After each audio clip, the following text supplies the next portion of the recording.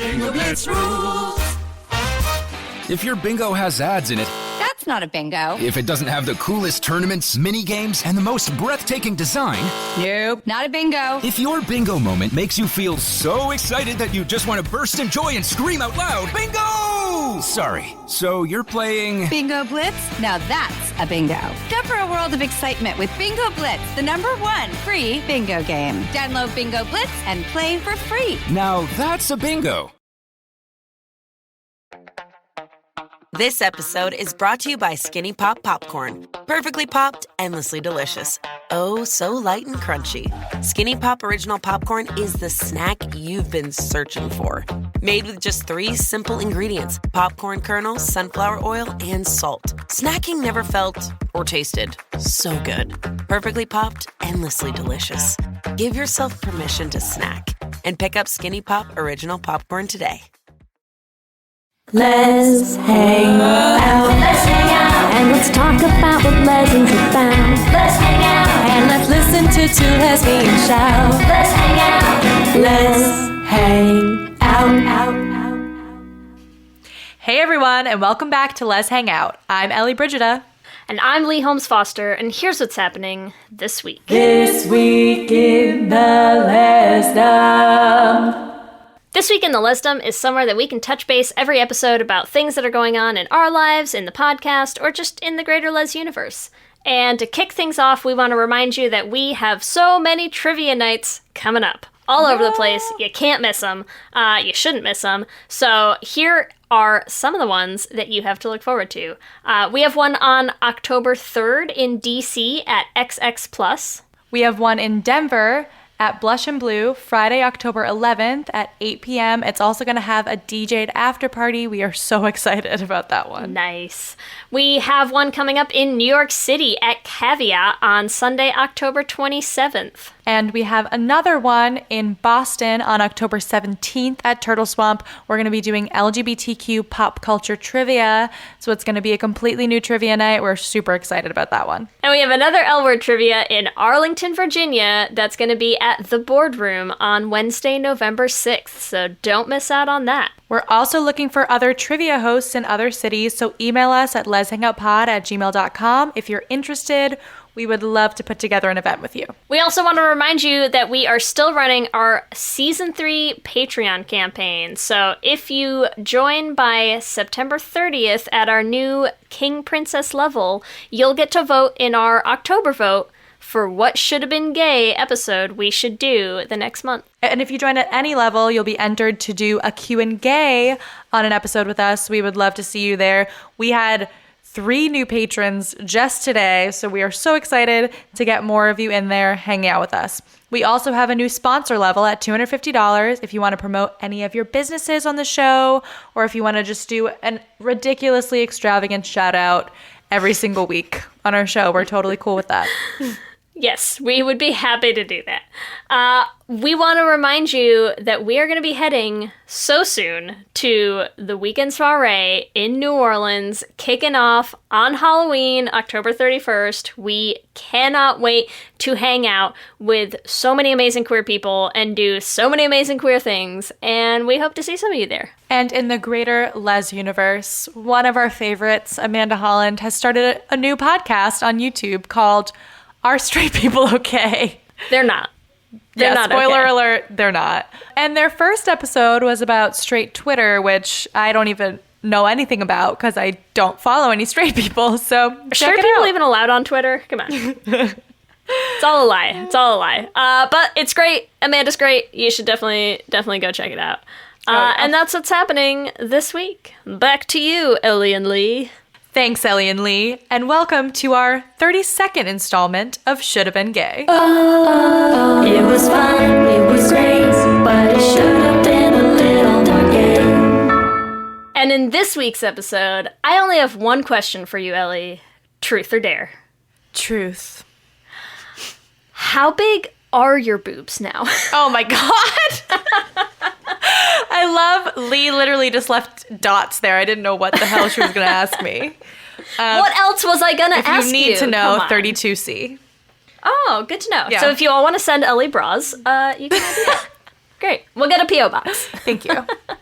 And we have a very special guest with us today. We would like to introduce you to Julia Lindon. Julia, thank you so much for coming and hanging out with us. Oh my God, thank you for having me. This is a true honor. I'm very excited to be a part of this podcast and specifically the Should Have Been Gay, Chat It Up series.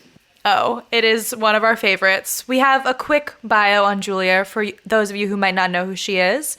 She is a writer, performer, comedian, the creator of Lady Liberty, an independent pilot that premiered at Tribeca Film Festival, and she's also the co-host of the Happy Campers, the ultimate summer camp themed podcast, which makes a lot of sense for the film that we are about to do. If anyone didn't immediately catch on from that spot-on intro, we are here today to talk about the classic, the epic, Now and Then. Just came back to Netflix, August 20th. Hope everyone's tuned in. Oh, yeah. That's why we have to do this. It's a delight. I don't think I had seen this movie in forever. When did this come out? This was 1995. I looked it up immediately before we did this because I was like, I need to know the time period of these insane outfits. Right? I'm going to say I don't know that I've seen it like this century, right? It's been a long time since I saw this. I remembered so little about this movie. I will say to you, I've never seen it until last week. So I'm so sorry. But I have educated myself. Don't worry. But now you've learned. I'm glad you know. There was when streaming services started and everything became super accessible and you could rent stuff on iTunes, somehow Now and Then just did I should have done a deeper dive into licensing rights, but it was impossible to find. And I was starving for it. And then I was thrilled last month when it came back and immediately it spoke to me. Oh, yeah. It speaks to a lot of our Twitter followers as well. I feel like this is one of our very requested Should Have Been Gays. So we're excited to dig in.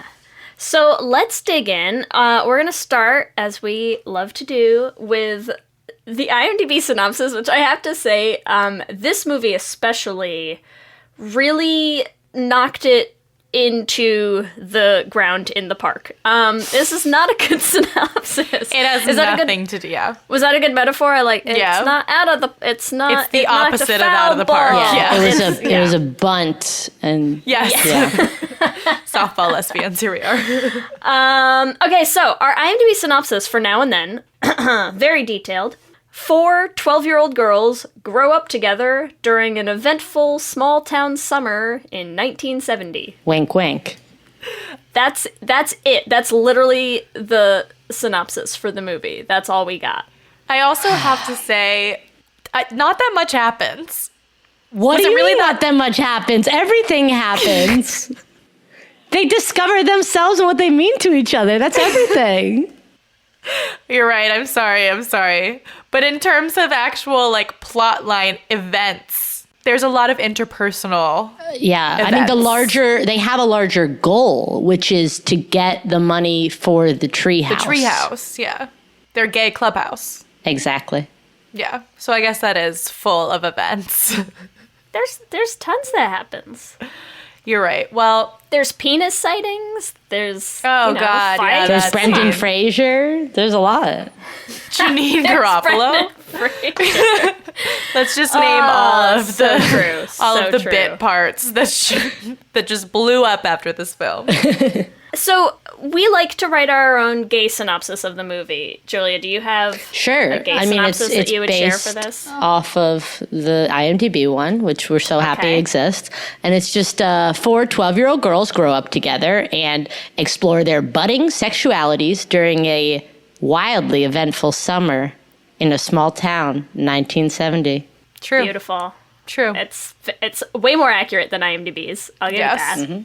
What about you, Ellie? What's your gay synopsis? Mine is also similarly based on the IMDb synopsis. 4 12-year-olds meet again as 30-ish-year-olds, and realize there was something more than Dear Johnny bringing them together.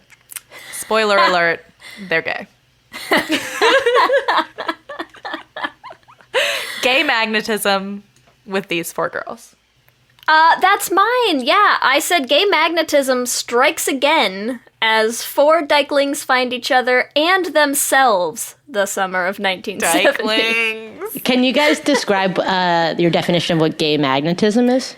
Yes. We did an episode on gay magnetism and how, like, gay people find each other. Like, if you think back to so many of your friends in, like, middle school or, like, high school or, like, before you came out, that it's, like, you all came out later in life, you know? And you were just, like, this little clump of gay in the midst of, you know, whatever was going on in your school at the time. Yeah. Even before any of you knew, that you're just sort of, like, somehow attracted no matter what. It's so real. It's like, oh, Friday night, you also want to put on rollerblades and skate around my carpeted basement? Sick. That's a real thing that happened to you? Yeah, we're both gay now. It makes sense. If you, too, rollerbladed with your best friend, let us know. You're also really obsessed with Dana Scully on the X-Files? Weird. Weird. We're all getting, yeah. Yeah, absolutely. It's a real thing. And this is this movie. This movie is like, hey, it's weird how we all were super close this one summer where we just realized some things about ourselves. And look, now here we are, all giant gay adults.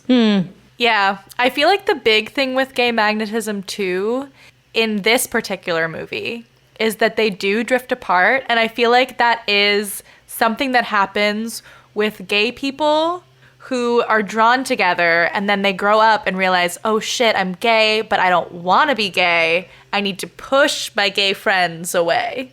Right?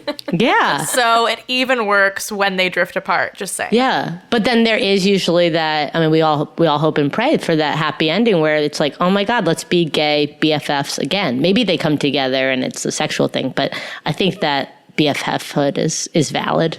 Yes. When Demi's like, I completely forgot how much I love being gay with you. Right. Exactly. Like, yeah. And also, you're not totally selling me that nothing sexual is happening between them as adults. We're going to get into that. Oh, I have it. Yeah. I mean, there's couples there. I don't know if it's a... Yes. Yeah. I have thoughts. It's very clear, yeah. We're gonna get into it. Okay.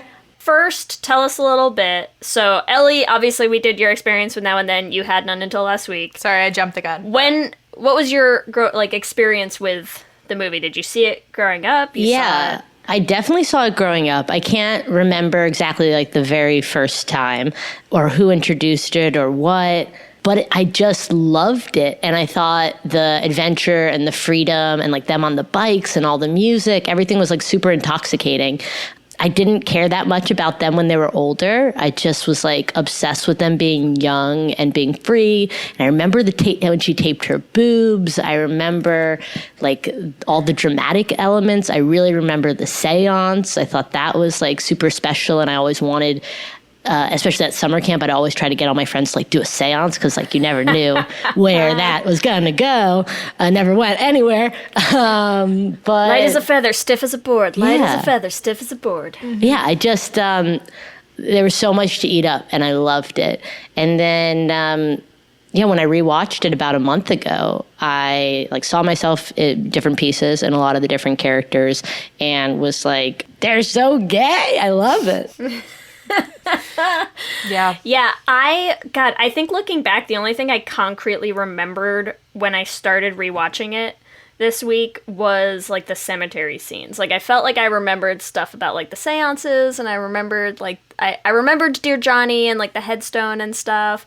So much of the rest of it, man, I just had like no real lasting impressions. And same, like I think when I watched it when I was younger, like, I don't think the actresses, like the big name actresses that they obviously put in to be like, and here's a movie, you know, kind of like they did for a long time where it was like, and every movie is going to have Julia Roberts in it to sell, you know.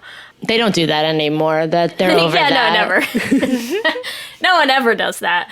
Now, like, it's so funny to watch it nostalgically and looking at, like, the names of the people that are in it, and like even some of the kids, like if we're gonna get into like which characters should have been gay, there's no way Roberta isn't the top of our list. Obviously. I started rewatching this and I was like, wait, are we serious right now?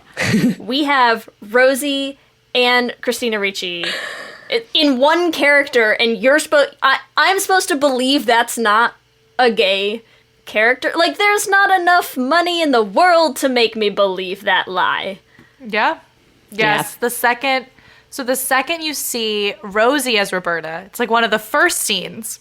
She's just screaming at Chrissy, breasts, breasts, breasts.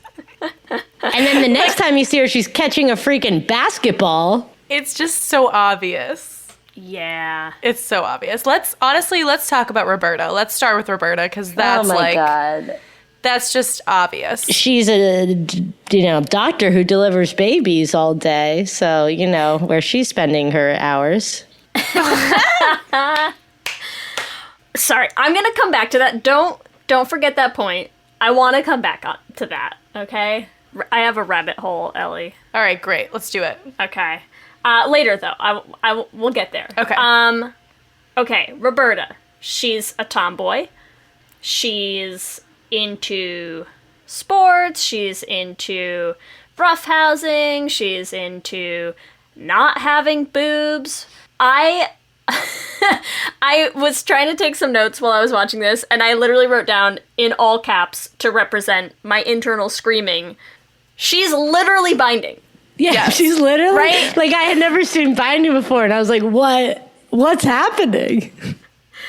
I had no recollection of this happening. I don't know that it would have registered when I was that young as, like, this is what's happening here, right? But I was like, holy shit, she's straight up binding. Like, that's, like, one of the first scenes you ever see of her is taping her fucking chest down. And I was just like, what is going on, and how is anybody buying this as this character is straight by any far and like the stretch of only one who imagination? gets a kiss from a boy in this whole thing.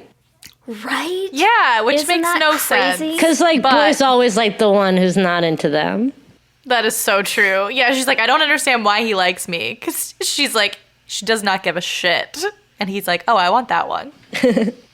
Yep. Let's talk about the kissing scene, because also, like, Yeah. as much as we want to say, like, okay, we can talk about stereotypes and blah, blah, blah, I always want to be like, okay, but yes, she's a tomboy, but also she doesn't like kissing boys. No. Like, the straight up, like, definition of I don't like men is when she kisses Scott, and he says, that was great. And she says, it was okay.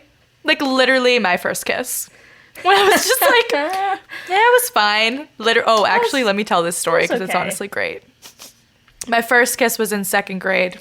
Whoa. Baller. Early bloomer. Yeah, really fast.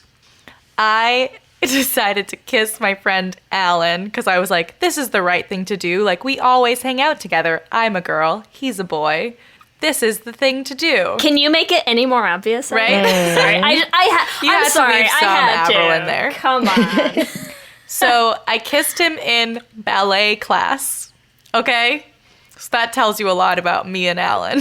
So it was okay for both of you, is what you're saying? Yes. No, actually, he's straight, but he just, like, is a theater boy. Ugh. But still. So I kissed him, and I shit you not, he fainted. Oh, whoa, scary. Wow. He literally fell to the ground, and I was like, what? And that was it. So, gay. He will tell you, too, that he did faint. He will corroborate my story. But yeah. That's wild. I like that story. Yeah, it was a pretty intense first kiss, but clearly I didn't care as much as he did. Yep. So on your side, it was okay. On his side, he literally passed out. Yes. Cool. Yeah. So it says a lot. Remember that, ladies. Just kidding. What else says a lot is that literally my my automatic response is almost be like, Lady Killer, Ellie Bridget. It's a dude. Yeah. Dude. Same thing, though. Guy killer. Yeah. It doesn't work. Yeah, it doesn't work the same. I can't use that language around you. It just doesn't work. Yeah, I know.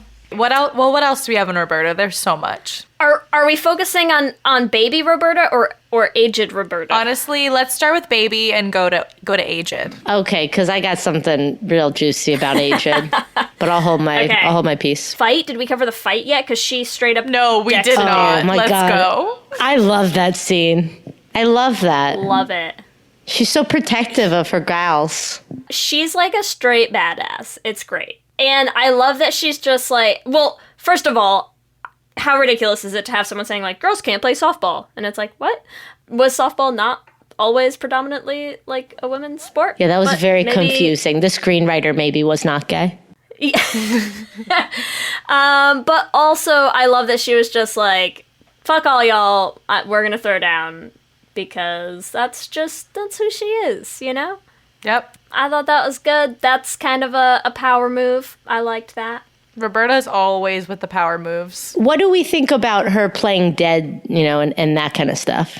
Because it's obviously they try to tell us that it's like linked to her needing attention and her confusion with like death and her mother and being very upset and tied into that. But do we think there's something gay about Is there something gay about here's- pretending to be dead? I wasn't saying there isn't. Just like I think we should talk Should we about talk it. about it? Okay, here's what I have to say about that scene because Oh, she wanted them to kiss. She wanted to get kissed with the CPR. Oh, shit. Okay, you're not wrong. I'm like, wait. No, but she was waiting, and Chrissy was the one who was going to give her mouth to mouth. yeah. Oh my God, Chrissy is the horniest one of them all. But primarily for Roberta. So, okay. She pushed them out of the way to give her mouth to mouth. Yeah, she literally did. She was like, it's me. I'm going to be the one to do it. Chrissy was thirsty, okay? They're 12. We're getting creepy. It's no good. fine. Yeah, but then they're 30, so like it's all kosher. Here's what I have to say about the scene in the lake. Do we all know who wrote this movie? No, I'm sorry.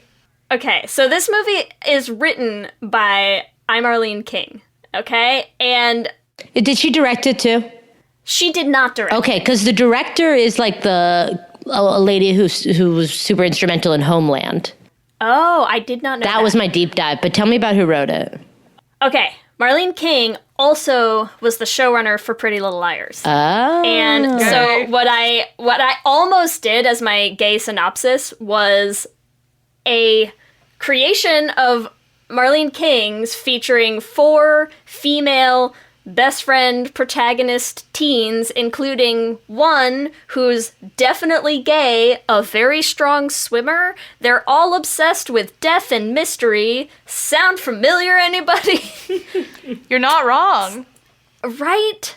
So that's what I have to say about the swimming scene. She's also, I don't know how she's that strong a swimmer though, because she literally like dives in and then pops up like 35 feet away, and then it takes them like 10 minutes to swim over to her. And I'm like, how did she get there that fast? So she's part fish, and as we all know, fish are gay. I don't know where I'm going with this. I think you proved your point. But my point is there's definite parallels between this and Pretty Little Liars. Yeah, except it was created like too much before, so they really couldn't go there with the gay, which is so upsetting. Okay, can I do my lesbian rabbit hole now? Do Yes, it. go for it. Okay, if we transition into adult Roberta, obviously gay, Obviously. right? It's Character's Rosie. gay. Rosie's gay. Everybody knows this. So I found an article that was an interview with Marlene King on how Roberta was supposed to be gay. Whoa! They wrote her to be gay, right? Like very, very clearly and obviously. Yeah. And then when they did, they did like test audiences, right? And audiences hated that Roberta was gay and a gynecologist. Oh, because it was too creepy to them. Right. So it freaked them out. And so they literally added the line That about stupid line, that alternatives Yes. lifestyle, living Yes. with her boyfriend Roberta's in sin. alternative What the hell living with her was boyfriend. that line? right? And that's literally why. They people freaked out that a gynecologist was a lesbian, and so they, retconned her to be straight, which I think, okay. They had to do a reshoot for that in the home scene. They had to get Demi back to the house to make that line happen.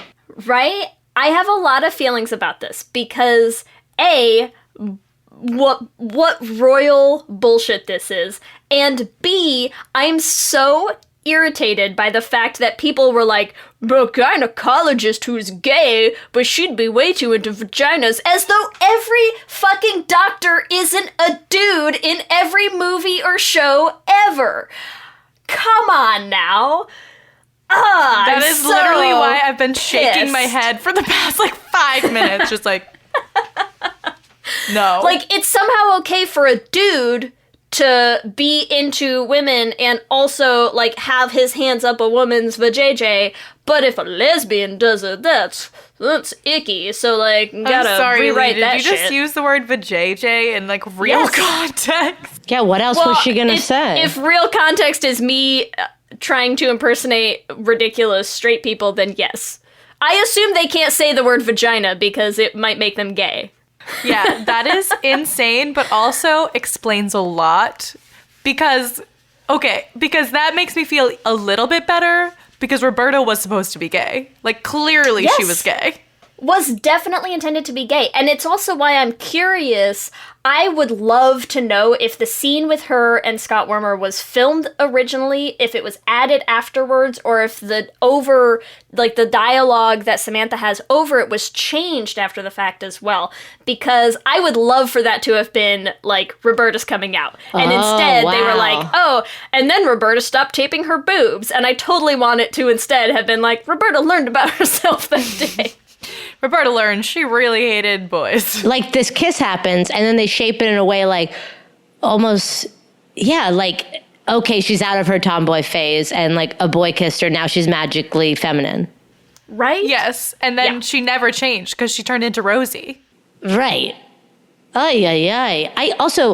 I love that you found an article from 95 and it's on the internet, or did you do one of those now and then things where you went to the library and went digging in the huge books that you have to have 4 people help you carry? In my microfiche I research love those on scenes this. in movies where they're at the library with the dusty pages looking for the clues. I can watch a mashup video of that.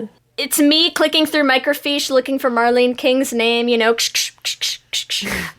it was an article from 5 years ago or something. Oh. But they interviewed Marlene King about the movie. Wow. Well, it makes so much sense. Oh. It explains so much. Okay, so doesn't we're it? not crazy. Okay, I feel super validated, but also super upset with America in the 90s. And now too, but But pretty much always. Yeah. But Julia, you had something else to say about aged Roberta. What were your other? It was literally that I wanted to heavily dissect the line, oh, Roberta is living an alternative lifestyle, living in sin with her boyfriend. Okay, judgment much? Alternative? Don't be, Chrissy, you wish you weren't with that boring ass dude and that you had an alt lifestyle.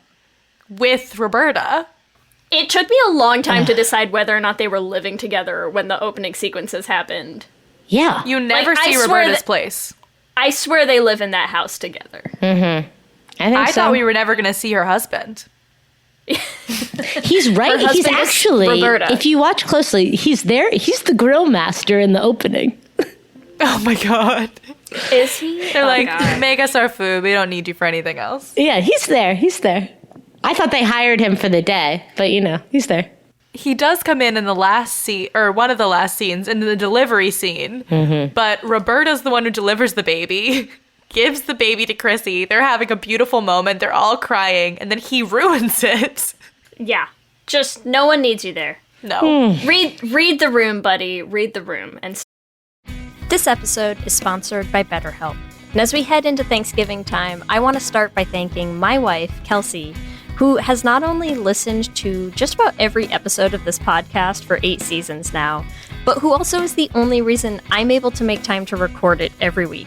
She takes the kids, gets them dinner, and gets them ready for bed, just so that Ellie and I can come on and yell about gay things into each other's faces for an hour. So here's a reminder to send some thanks to the people you're grateful for in your life, including yourself.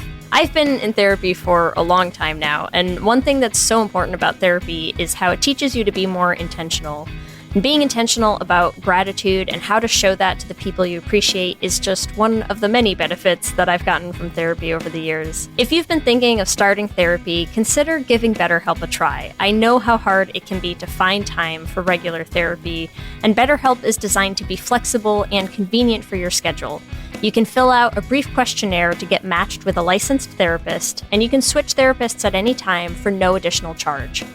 If you want to start being more intentional about gratitude in your life, visit betterhelp.com/letshangout today to get 10% off your first month. That's BetterHelp, HELP.com/letshangout. Let's hang out. For many businesses, the holiday season can be both an exciting and stressful time. With so many balls in the air, one thing you definitely want to know you can rely on is how you're selling your products. And with Shopify, you can rest easy knowing it's the home of the #1 checkout on the planet. Nobody does selling better than Shopify, and when it comes to successful brands like Aloe, Allbirds, or Skims, an often overlooked secret is all the things that go on behind the scenes that make selling, and for shoppers, buying, simple.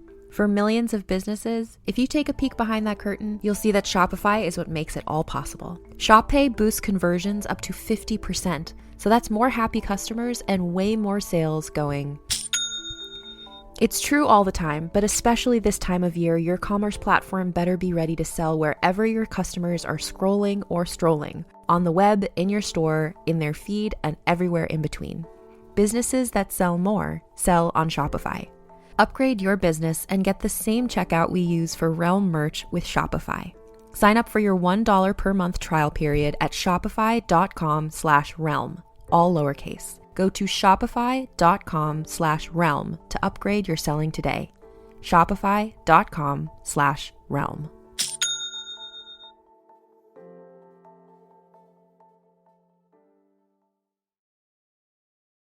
What's up, guys? It's the champ, Sean O'Malley, here to talk to you about Prize Picks. Prize Picks is the best place to win real money while watching football. Run your game on Prize Picks. Prize Picks will give you $50 instantly when you play your first $5 lineup. You don't even need to win to receive the $50 bonus. It's guaranteed. Just download the Prize Picks app and use code SPOTIFY. That's code SPOTIFY on Prize Picks to get $50 instantly when you play a $5 lineup. Prize Picks. Run your game. Must be present in certain states. Visit prizepicks.com for restrictions and details. You come to the New Yorker Radio Hour for conversations that go deeper with people you really want to hear from, whether it's Bruce Springsteen or Questlove or Olivia Rodrigo, Liz Cheney, or the godfather of artificial intelligence, Jeffrey Hinton, or some of my extraordinarily well-informed colleagues at the New Yorker. So join us every week on the New Yorker Radio Hour, wherever you listen to podcasts. Stay out of it. Okay, but wait, if we're going to talk about that opening scene, can we switch for a little bit to another... Yeah, you mean Black Suit McGee? Yes! With a clean white pop collar, smoking a cig and casually drinking a beer? Like, yeah. That is 100% who I mean. That suit. Oh my god. There's no... In 1995 especially, I'm like, there's no way that wasn't like the lesbian go-to power suit. Oh yeah. Wild. Who dressed Samantha? Who did that? No, I would say Roberta, except Roberta had no fashion sense. I loved Roberta's outfit. Thought it was cool and cash. It is almost a Canadian tuxedo. Like, it was like all the same color. Also, Roberta, I know y'all did your live show where you talked about Parent Trap, but Roberta is like so Chessie. Yes. Oh God, yes. That's her style icon. Although Chessie came like 6 years later, or 4 years later. Who knows? If the camera had just panned down on Rosie, she has socks and sandals on. Like, there's no question. Yeah. It's a lot. But yes, Demi Moore. Whew. In that suit, boy, that had some feelings right there. It's also from a character design standpoint, like, what is that suit supposed to represent? I'm like, she's supposed to be their angsty writer, which also gay, but she's not dressed like a super angsty writer. She's dressed like a power dyke. Like, I mean, she can also be a power lesbian angsty writer. Yeah, but I think I would have imagined more like black pants, black like raggy sweater as like writer. Like a hippier kind Maybe. There was not enough wool for like the stereotypical angsty writer look, right? Right. There needs to be more wool in that ensemble. Also, she's on the swing. She's swinging along. She's having a good time. She's having like the first time she's having fun in like 10 years. And she goes on a rant about how she's super like anti-baby. Gay. Yeah. She's like, why would you bring a baby? Gays hate babies, right? No, I'm not saying that.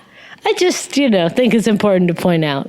She's very anti-commitment. She's judgmental. Yes. Of which, Chrissy like, we and know her a lot of judgmental non-alt. gays. Yeah. Of course, she's so judgmental of, like, Chrissy's basic-ass life. Yes. She's like, I live my, like, alternative city lifestyle, and I, like, look down on housewives, because whatever. Mm-hmm. And you're just like, Demi, number one, get over yourself. Number two... Like, you could find another hot lesbian in a suit to date. Like, it's okay. Not if she's still in love with Roberta and she never got over her. I feel like she's in love with Teeny. That's my... Oh. Wait, is it the two of them that have, like, the saving from the water sewer? Because that's Samantha actually... Wow, that's a scene. Yes. Mm-hmm. They have the saving from the water sewer. They have... Teeny is the first person that Samantha tells that her parents are divorced. So they're very emotionally bonded. They do this, like, exchanging of friendship bracelets. And it's the friendship bracelet that she has to climb down to get, right? Because she literally can't leave it and come get it in the morning. She's like, I have to find it now. Teeny gave me that friendship bracelet. Yep. Yeah, that's hard. That's hard justification. And the only thing I would believe is if they're lovers. Mm-hmm. Yes. And also, wait, can we do... Sorry, I have another lesbian rabbit hole. This movie was a gold mine, okay? I'm not surprised.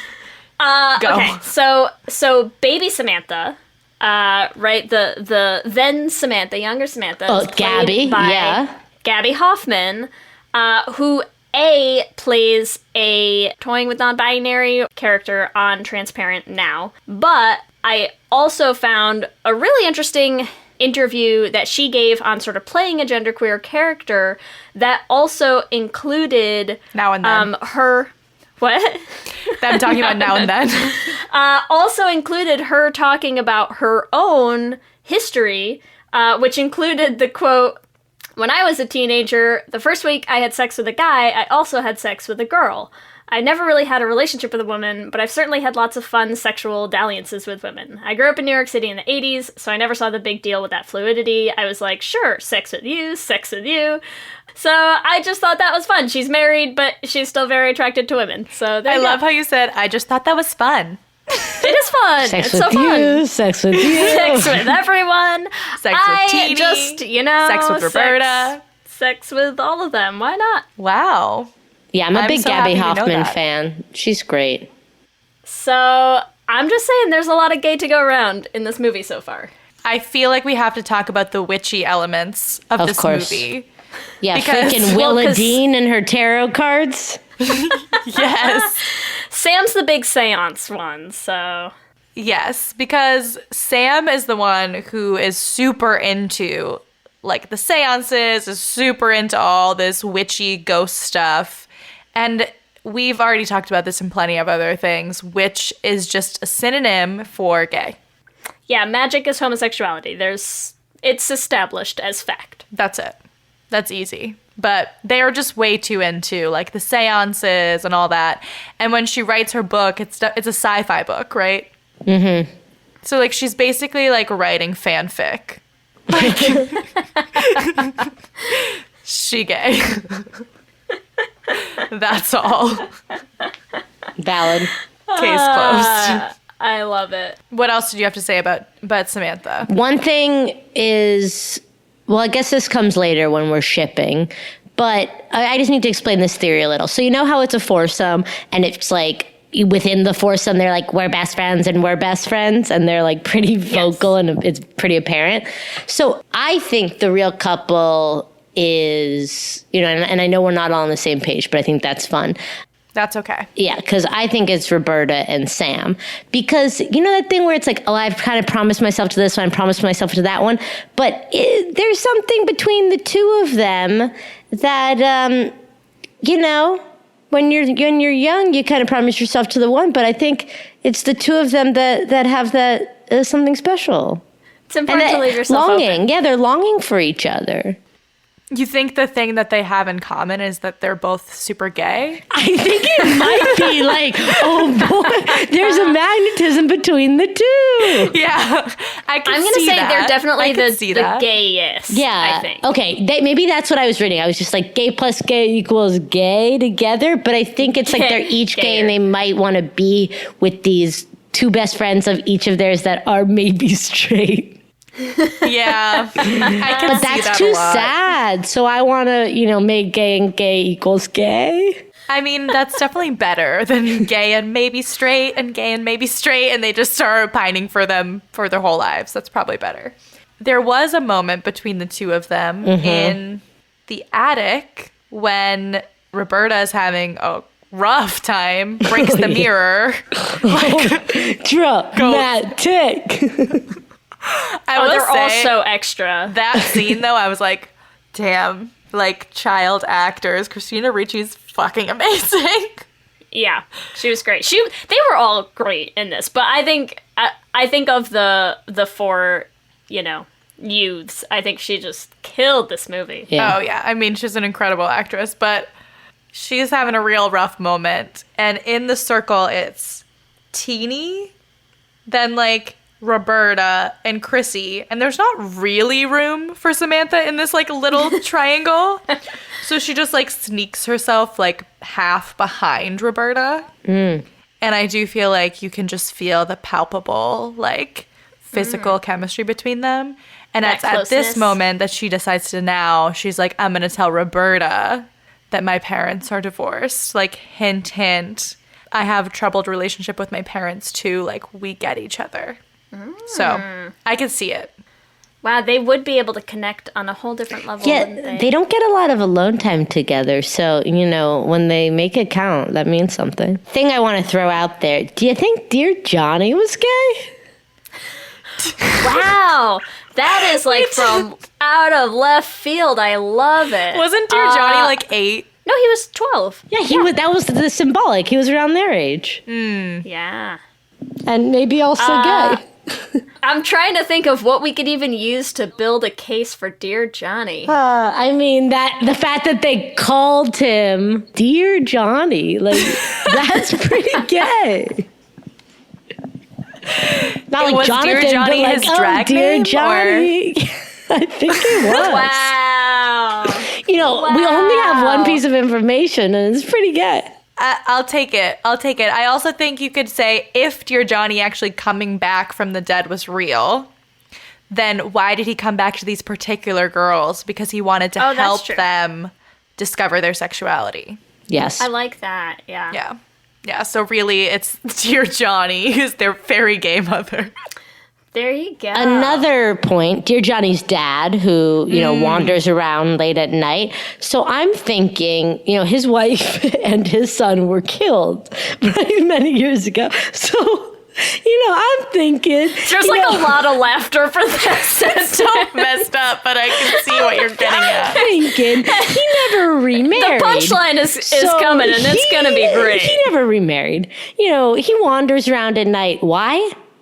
Because I think the gaslight district of the small town. Gaslight district of the red light district. No. Just they're in this special this new development, the gaslight development that they live in. I think he wanders around late night because there's one secret gay bar, and he's probably cruising. I think he cruises. I laugh because it feels so wrong to say. It is wrong, but it's so right. maybe he meets a young Brendan Fraser some night. Oh you my know, and God, they yes. find a beautiful love together. Yeah, I think he's out cruising. Maybe with that guy who hit the Dear Johnny. Oh my There God, was the one other guy in the gravekeeper. cemetery. Yeah, he was hunky, sure. Yeah, he was hot. I don't think if Crazy Pete was hot, but you know. Why do you think they call him Crazy Pete? Wow. We just went so far, but And we're done, folks. That's it. That's I don't know how to come back from that. I think we have to. All right, let's just go to the straight girls real quick. Let's go to the straight girls. Let's ground ourselves. In order of slowly decreasing gayness, up next I would vote Chrissy. Yes. I think Chrissy's our third gayest. Well, because she clearly has a crush on Roberta. Totally. Even if it's like a straight girl crush, she has a crush. Totally. Yeah. She also is very uninterested / completely has no knowledge about boys. Right. And she, if her mom had been more open and, explained other types of, birds and bees, like bees and beads and birds, she might act on it. Yeah. And the mouth-to-mouth scene, which we've already discussed. She was very eager. Could not have been more eager, I think, to push both other girls out of the way to get her mouth on Roberta's mouth. And also, I wanted to call out one line where young Chrissy talks about something later if she marries a rich doctor. Which I'm going to say, I'm pretty sure her husband looked like a dentist to me, but you know who is a doctor? Roberta! I rest my case. Okay. I wonder if they were really supposed to be together, and then they just threw the husband in, like, as the last thing. Yeah, he was meant to just be a guy who was grilling, you know? Yeah, they just needed someone to grill. It's like when you get together with friends you haven't seen in a long time, you want to be socializing, so, hire someone. Hire a boy to grill. Yeah. Damn, that would have been an amazing foreshadow, too, if they actually went through with it. Right? Yeah. I think that would have been brilliant, but 'twas not to be. That's all I have on Chrissy. I don't know. I mean, I think that's valid. Let's talk about Teeny. My strongest case for Teeny's budding homosexuality, pun very much intended, girls obsessed with boobs. Mm-hmm. True. Mm-hmm. Like, she's super, super obsessed with boobs, including down to what is the most accurate physical replica of the sensation of holding boobs. Oh my God, yes. When right? she stuffs her own, yeah. Yeah, when she's stuffing them and she's like, oh, it's pudding because like Jell-O doesn't feel quite right. And you're like, why are you feeling your own boobs? Well, no, but she also doesn't have any yet. So like, what have you been feeling? To know. Whose boobs have you been fondling to check for yourself the accuracy of your own stuffing accoutrement? And the only one with boobs was Roberta, so. And she wants to know how big they are at all times. Yeah. Including one time where she's like, how big are they? And she's like, whatever Roberta says back. And then she goes, so can we see them? Like, no, come on. Be more gay. Yeah. She's a boobs girl is what I'm saying, okay? You're right. One quick thing before we get to our ships, while we talk about Brendan Fraser, I just also think we have to call out our fave and all of yours, Lauren Flans, would be so upset with us if we did not mention his most notable claim to gay fame, which is appearing in movies alongside Rachel Weisz, a.k.a. Lauren Flans' wife. In her mind, just to clarify. She'd be very mad if we didn't mention that, Perfect that connection, okay? Let's talk about our ship. So, okay. For me, I see what you're saying with Roberta and Samantha, but for me, it's Roberta and Chrissy and Samantha and Teeny. And one of my biggest ones for Roberta and Chrissy, we've already talked about, they're pretty much living together. There is a scene at the end when Roberta delivers Chrissy's baby, and clearly she's very comfortable being in that region of Chrissy's. At the end, literally as her husband comes in, Roberta mouths to Chrissy, I love you. Yes, it's so private. It's literally like right when her husband walks in or something, isn't it? Yes. Like Chrissy's husband walks in and she immediately like looks at Roberta and is like, I love you. Yes. And you're like, what the fuck? Why did she need to mouth it? Like, why did it need to be a secret if they weren't secretly together? I've got nothing. I think that's the biggest evidence. That needs to be a GIF. Yes. I just mouthed I love you on a podcast. Like, nobody could hear me. I love you. I agree. I think Roberta and Chrissy, especially as children, right? I 100% buy Roberta and Chrissy are a couple and Sam and Teeny are a couple when they're kids. I have a lot of strong things in favor of Roberta and Chrissy as adults, including the I love yous, and they're definitely living together. I can see it, but you also think there's something between Roberta and Sam as adults? There's some sort of chemistry there. It's in that last scene in the treehouse to me when they're all up there. Like, there are some looks. They are vibing in there. Like, something is happening. It's just they've been identified as the two who are living this alternative lifestyle. And it's gay magnetism, ladies. They're back. See it. It really They're is. back. And, like, you know, I've shipped them as Rosa, Roberta, and Samantha.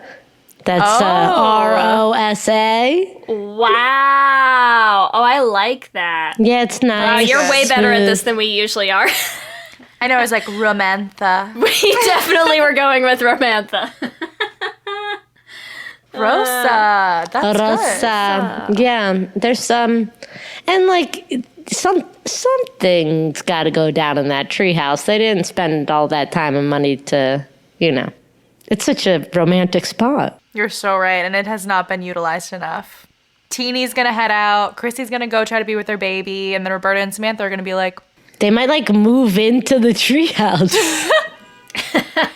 let's just live here together. Let's just do it.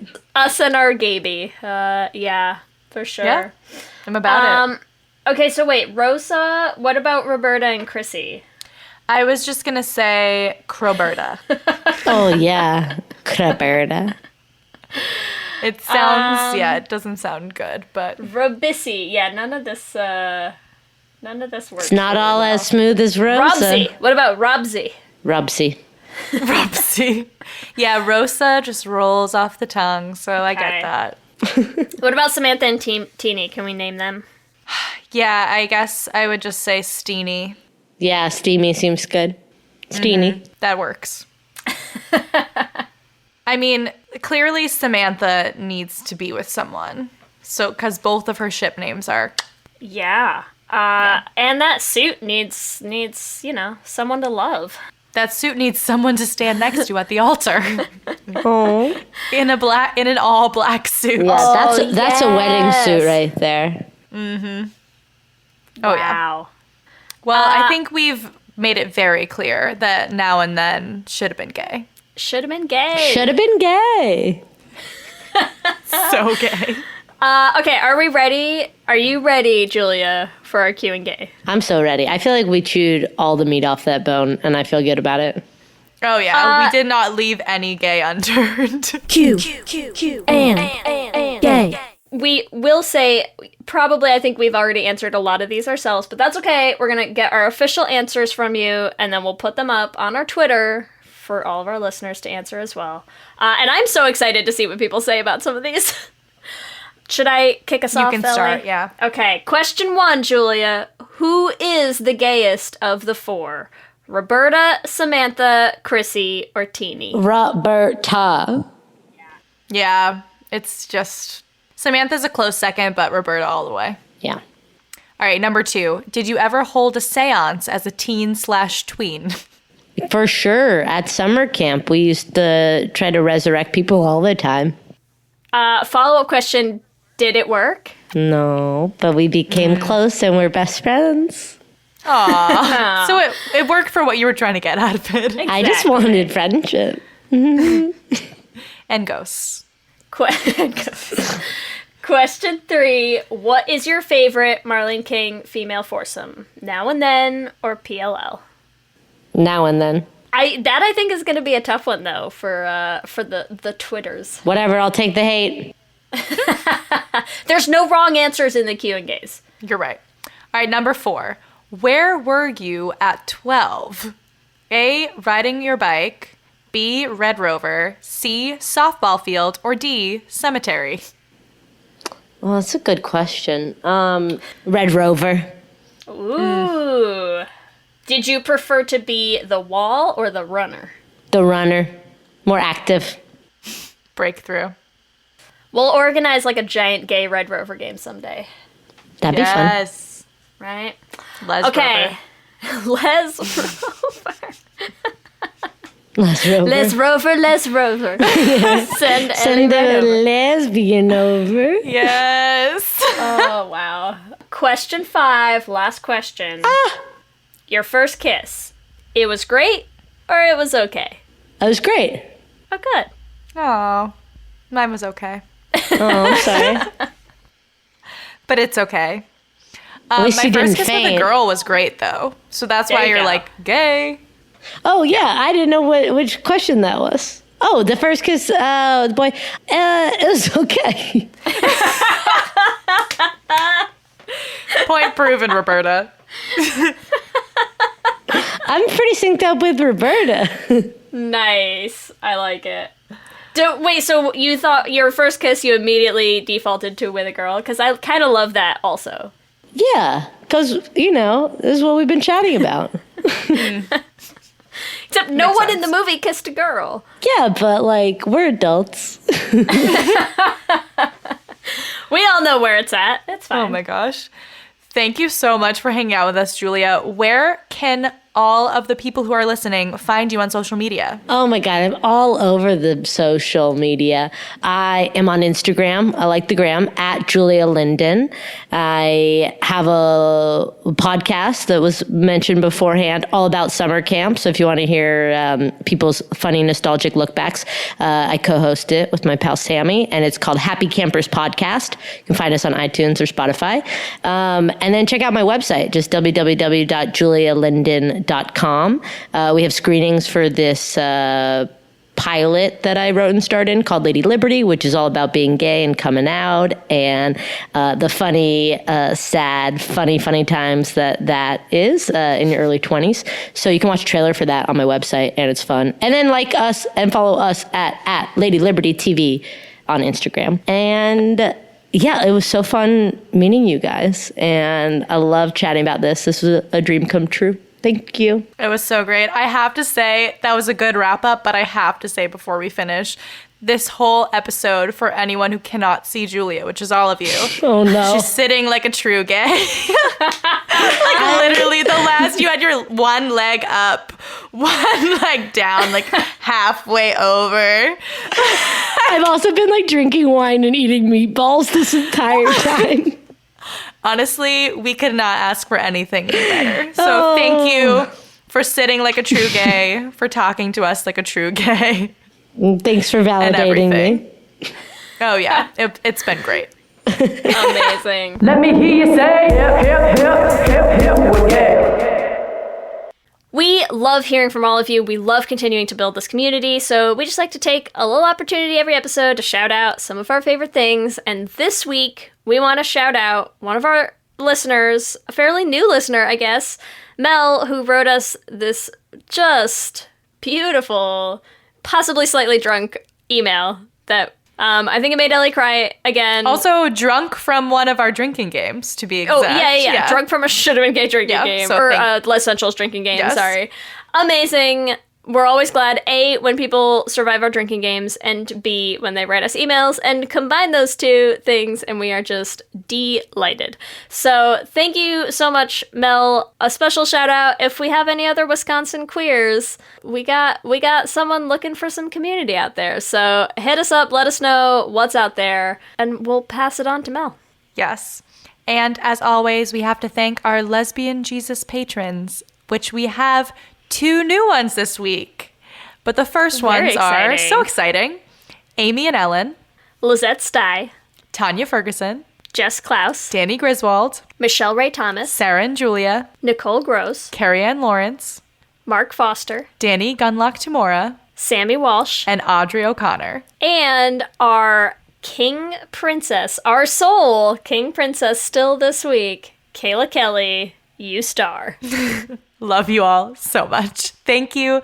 We really could not continue to make this show without you, so we really want to say thank you so much.